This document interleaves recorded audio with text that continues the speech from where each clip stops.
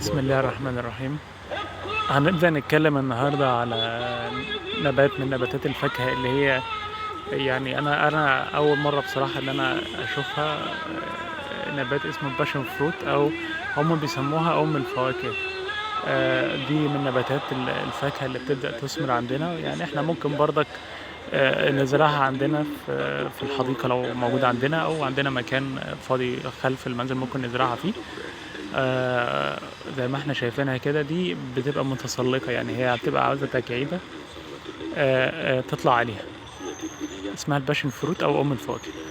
عاوزة تكعيبة تطلع عليها بحيث إن هي تبدأ إن هي إيه، الورق يبقى يتمدد على التكعيبة، أو لو أنا مثلا عندي غرفة مثلا أو حاجة عاوز أطلعها عليها، أوكي ممكن غرفة مثلا أو أوضة مثلا في الجنينة، أو عندي حاجة آه، ممكن هي تتسلق عليها، ممكن أحطها إن هي تتسلق عليها، أوكي مفيش مشكلة.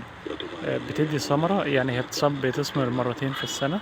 طبعا طعم الثمرة بتاعتها بتكون جميلة جدا، شبيهة شوية بالثمرة بتاعة التين البرشومي، بس بتكون الحجم بتاعها بيكون الحجم أكبر من الثمرة بتاعة التين البرشومي. شكرا.